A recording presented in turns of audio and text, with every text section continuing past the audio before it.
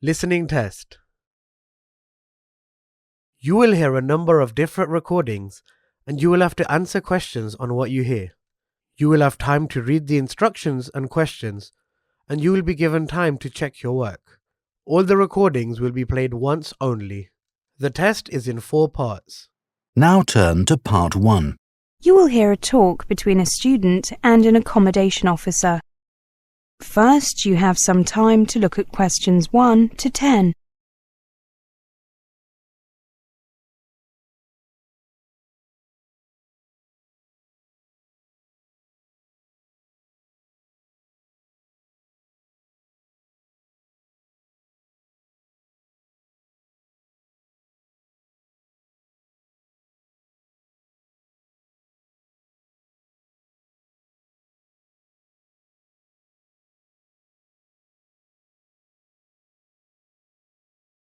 Now listen carefully and answer questions 1 to 10.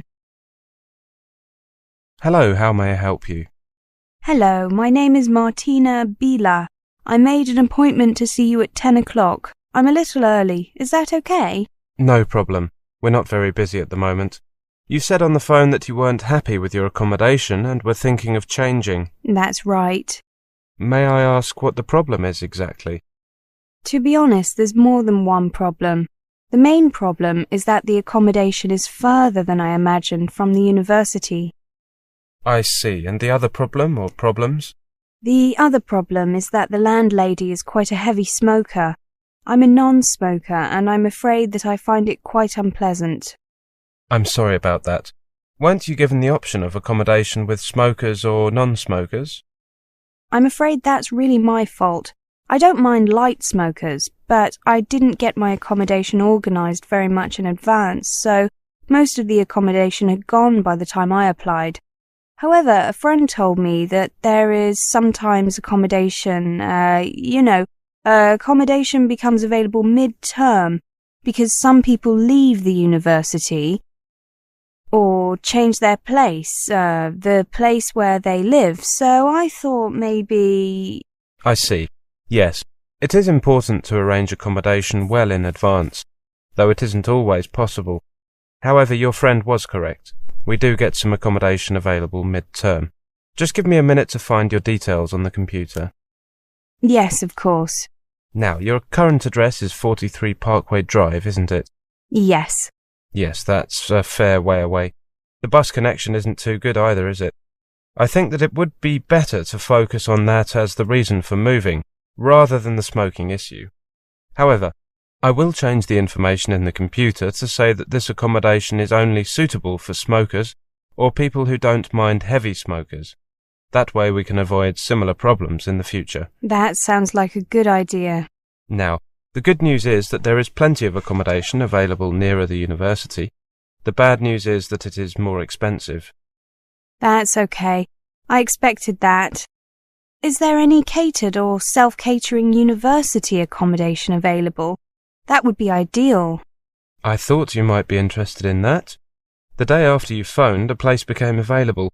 It's catered, so it's the most expensive type of accommodation, but it's yours if you want it. There's no self-catering accommodation available? Not at the moment.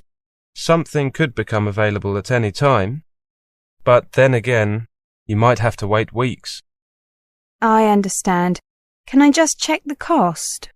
It's £37.50 per week. You also have to pay £23.15 during the Christmas and Easter holidays, regardless of whether you are there or not. That sum doesn't include meals during those periods. But summer holidays are not included. That's right. Students are permitted to stay in university accommodation during holidays, but they usually have to move to a different flat. I see. And do I pay monthly? Yes, but don't worry if you're a few days late. It happens quite often, and we don't mind too much. Can I see a picture of the accommodation? Sure. It looks like this. You can see that there is a single bedroom for each student and a common living room and bathroom. There are no cooking facilities, but many students buy a microwave. Can you tell me anything about the people I'd be living with? There are 2 girls there. One is British and one is Indian. They are studying law and marketing, respectively. They're the same age as you, 20, and they're not smokers. That sounds perfect. If I don't give my landlady a month's notice, she gets to keep the deposit, doesn't she? That's normally stated in the rental agreement, yes. I'd like to be able to keep this university accommodation available, but I'm afraid I can't. If someone else wants it and takes it... I understand. I'll take it. Can I move in on the first day of next month? What day is today? 22nd. Yes, that should be fine. Give me a minute to print out the standard rental agreement. That is the end of section 1. You now have half a minute to check your answers.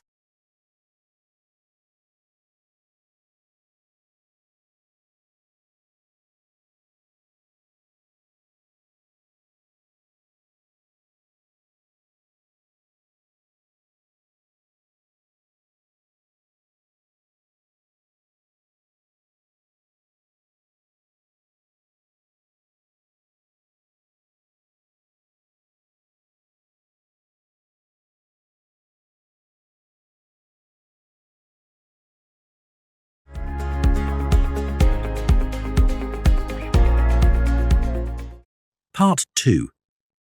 You'll hear a lecture. First, you have some time to look at questions 11 to 20.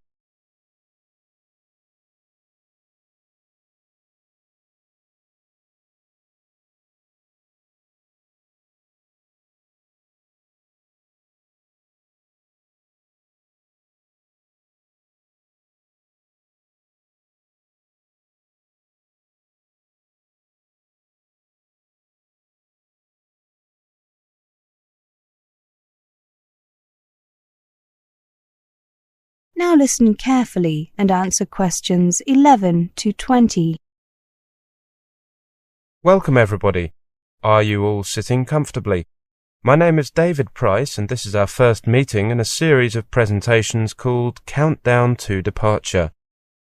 I know that you have just arrived here for your year-long course prior to going abroad, but it is certainly worth taking the time to consider, to think about events that will take place a year or almost a year from now.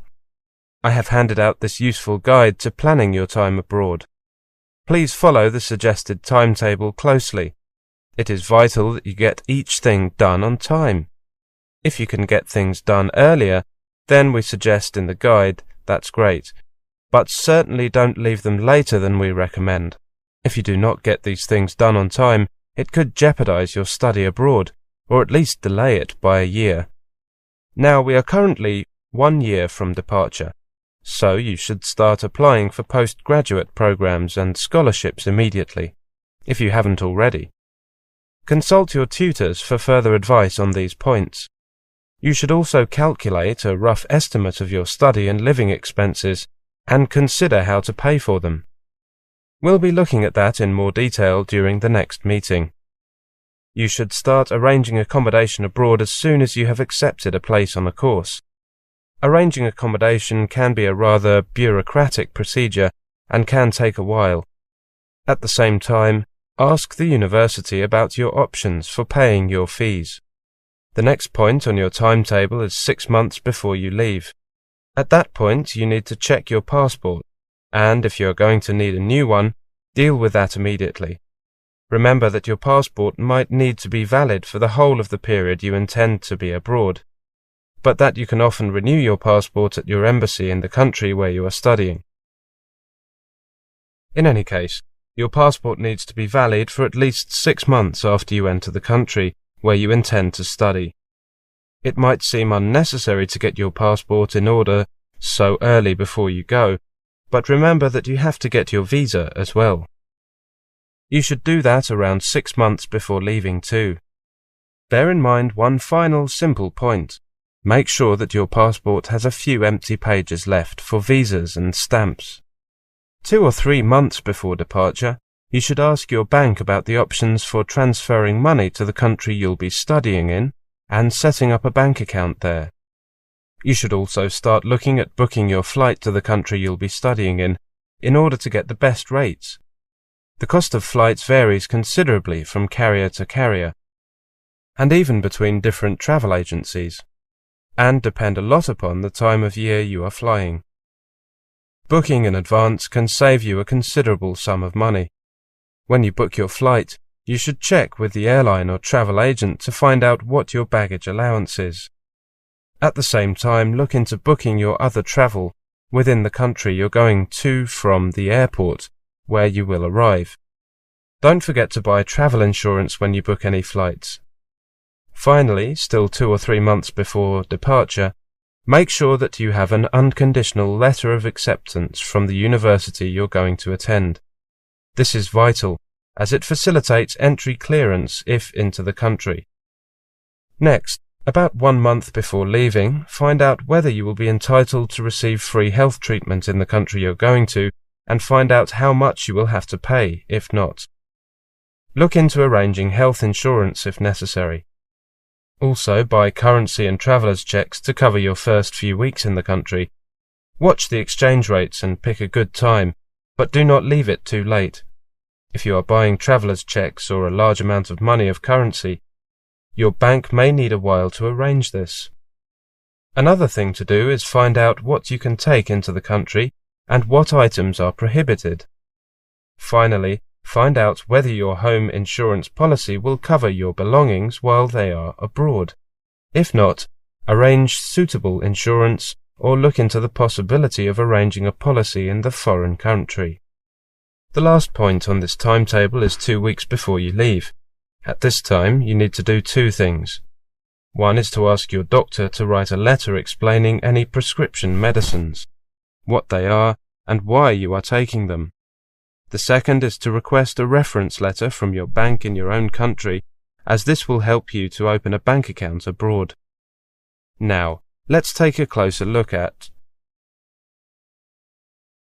That is the end of section 2. You now have half a minute to check your answers.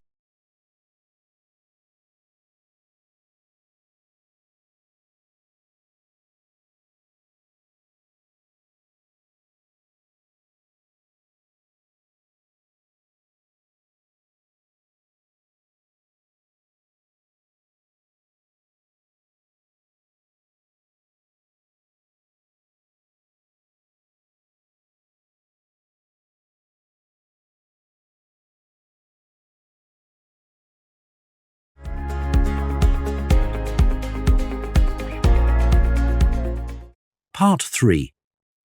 You will hear a conversation. First, you have some time to look at questions 21 to 30.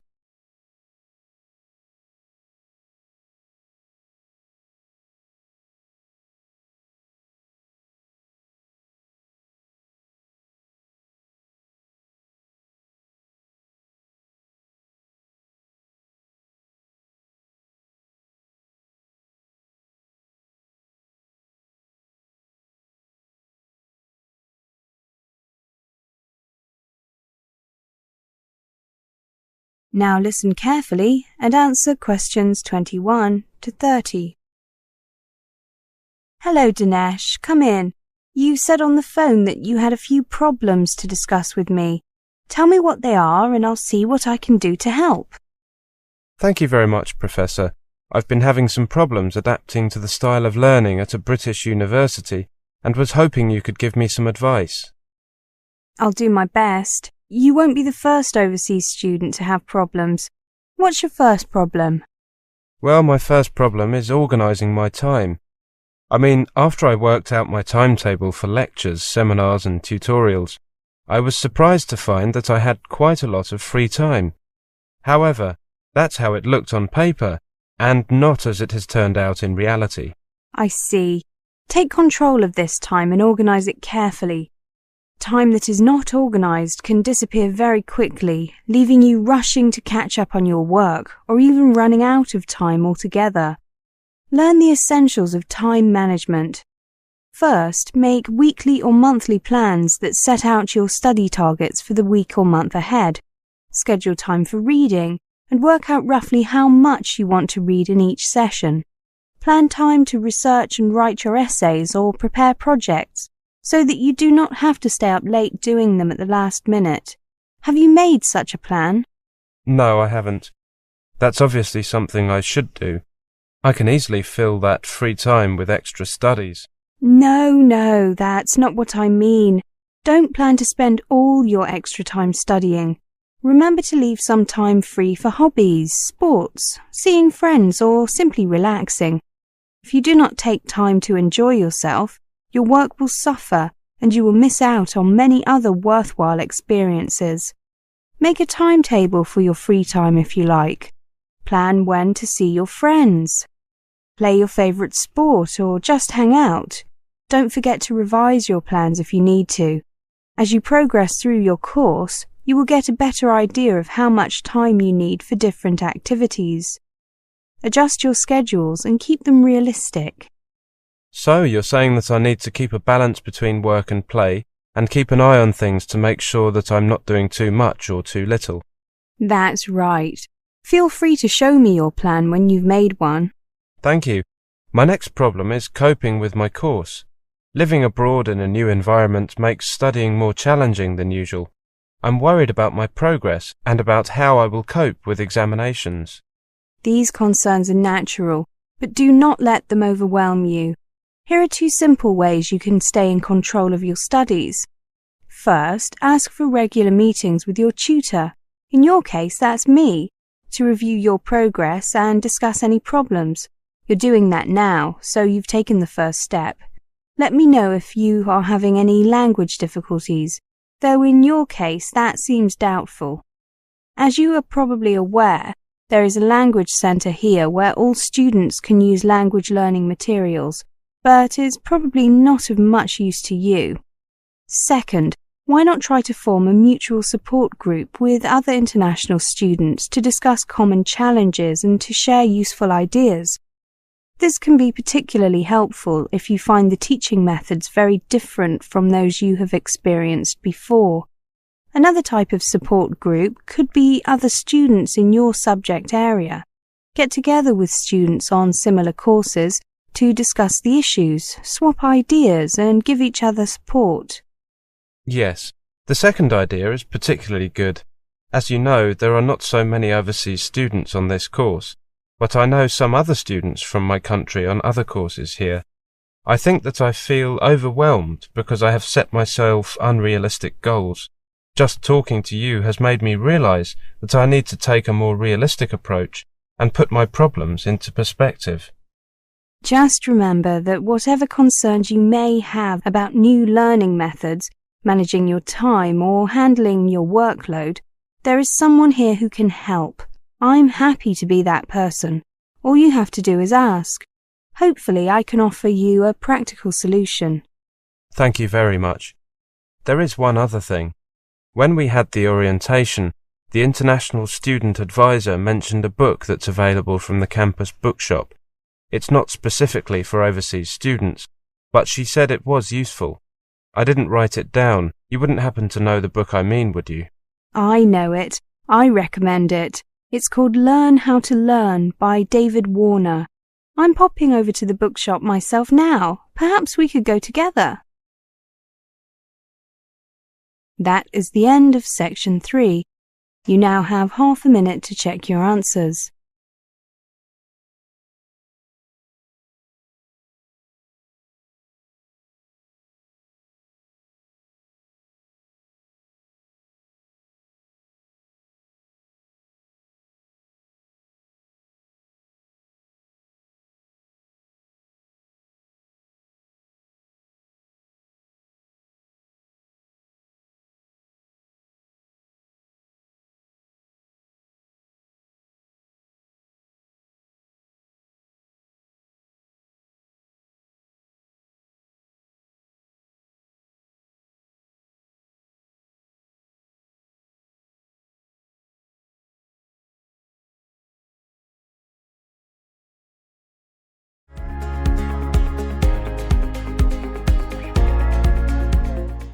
Part 4.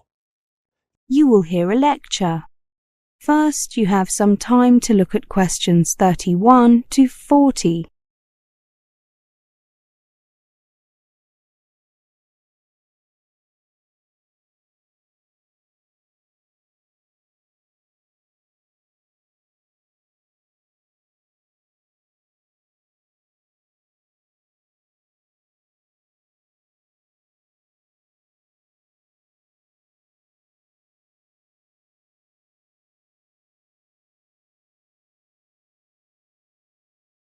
Now listen carefully and answer questions 31 to 40. Part of the role of university education is to prepare students for their professional life and career. Part of this preparation is to introduce and train students in lifelong learning, preparing them to approach their career as a continuous learning experience, rather than assuming that the end of their university education represents an end goal beyond which there is no need for further learning. Therefore, students are encouraged to develop as independent learners. An independent learner is one who takes responsibility for his or her own learning and is not always dependent on teacher being available to guide and correct. Such a student sets their own learning goals, makes their own decisions as to when and how to study for these goals, and also evaluates their own progress and develops further goals. This is not always easy for students, particularly those whose secondary education has been very teacher-focused, with teaching conducted mainly in lecture format and with little opportunity for the students to take any control of the learning process. At university, while much teaching is conducted via lectures, students are expected to become increasingly independent in their learning. Departments approach this issue in a number of ways. For example, they might provide personal mentors. This could be a student or a member of staff who is available to discuss problems that the student might have and who will support the student in the process of becoming an independent learner. The second one requires the student to make certain choices about their course, either in the elements they choose to learn or in the way in which they choose to learn them. Thirdly, there is the provision of learning opportunities outside the confines of the campus, including study trips and student exchanges. In the English Language Centre, we try to help the development of learner independence. This English Language Centre is a self-access one.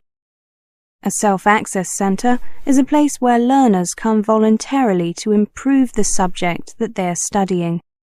In the case of the English Language Centre, we focus on English language. In a self-access centre, it is the student who decides what to study, when to study, how long to study, what materials to use, how to use the materials, and how to assess effectiveness. The learner is not, however, left totally alone. Learners are encouraged to come to the centre in groups, so that they can help each other in the learning process, and there is also always an English teacher available to answer any questions that students might have, to discuss their progress, and to help the learner assess their work. Let's take an example. Mary and her friend Jim have decided they need to improve their report writing skills. They decide to go to the ELC twice in the next week, for 2 hours each time, from 5 o'clock to 7 o'clock. The first thing they do is talk to the English teacher there, to help them identify what particular elements of writing a report they find especially difficult. Having done this, they identify suitable books, videos, or computer programs from the index, with help from the teacher if needed. Looking at the materials, they decide which to use first, and how to best to use it. Working through the materials, they discuss problems with each other, compare notes, and evaluate each other's work and progress. This process of working together is important, as the students are able to support each other in the learning process. Of course, sometimes they need more help, and so they ask the English teacher at the centre. When they have finished their studies, they review what they have studied, with help from their notes, and evaluate the extent to which they have, or have not, achieved their initial aim. In the light of this, they will decide to either do more work on the same topic, or move to another topic, either related to this one or something completely different. There are many ways students can improve their English independently of a teacher. Firstly, they can use English language videos in conjunction with learning activities, such as exercises to practice particular listening skills, questions to lead discussions on the topic introduced by the video. They can do follow-up tasks that use the content of the video to focus on other language skills, such as learning vocabulary or understanding the grammar used by the characters in the video. Secondly, they can use a computer program to improve their pronunciation by identifying and then practicing the individual sounds used in English. Thirdly, they can use a book to find a model business letter, for example, writing one of the same type but with different information, and then discussing it with the ELC teacher before finally rewriting it. Finally, they can use newspapers or magazines as stimuli for discussion activities, with a brief report written at the end, summarizing the discussion. However, the development of an independent learner is not dependent on a centre like the ELC. Within the university, as well as within individual departments, the library, the Student Affairs Office and the Student Union all provide a range of opportunities for the student to develop as an independent learner. Outside the campus, the opportunities are both physical and virtual. Physical ones include libraries, museums and other centres, as well as various special interest groups. In the virtual world of the Internet, the opportunities are both global and vast. To conclude, in a world in which change is central to our continued survival, the professional must have the adaptability and flexibility of a lifelong learner. A lifelong learner must be an independent learner, able to take responsibility for all stages of the learning process.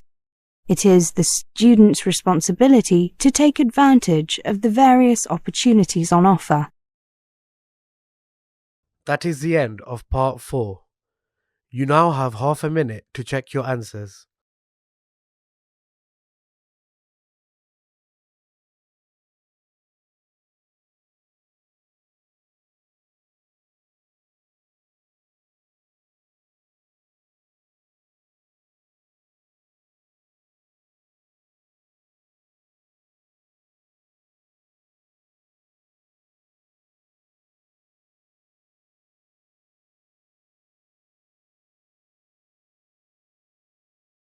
That is the end of the listening test.